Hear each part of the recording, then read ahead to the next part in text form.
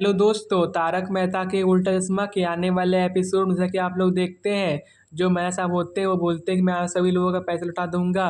उसके लिए चाहे मुझे ऑफिस में डबल शिफ्ट का काम करना पड़े या फिर बैंक से लोन उठाना पड़े, मैं आज सभी लोगों का पैसा लौटा दूंगा। और फिर तभी मैथ साहब के बॉस का फ़ोन आता है। मैथ साहब के बॉस बोलते हैं कि मैं तुम्हें नौकरी से निकालता हूँ। और फिर जो मैथ साहब होते हैं वो अपनी नौकरी से भी हाथ धो बैठते हैं।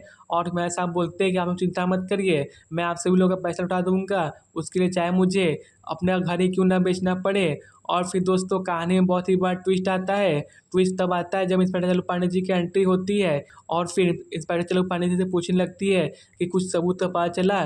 तो फिर इंस्पेक्टर चलू पांडे जी बोलते हैं कि गुनहगार को पकड़ लिया गया है। तो फिर पूरी गूगल सोसाइटी खुशी हो जाती है। और फिर इंस्पेक्टर चलू पांडे से पूछती है कि गुनहगार है कौन। तो फिर जो इंस्पेक्टर चलू पांडे जी होते हैं वह गुनहगार को हाजिर करते हैं।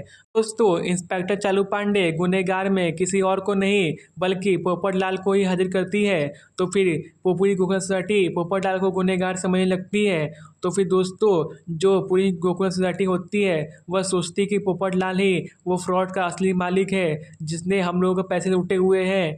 तो फिर जो इंस्पेक्टर चलू पांडे जी होते हैं वो बोलते हैं कि पोपटलाल गुनहगार नहीं है, उसकी मदद की वजह से ही ये केस सॉल्व हो पाया है। और फिर पोपटलाल की मदद के बिना ये केस सॉल्व ही नहीं हो पाता, उसकी वजह से ही हम लोग असली गुनहगार के तक पहुंच पाए हैं। और फिर पोपटलाल अपनी पूरी बात बताता है कि हम लोगों ने कैसे गुनहगारों को पकड़ा।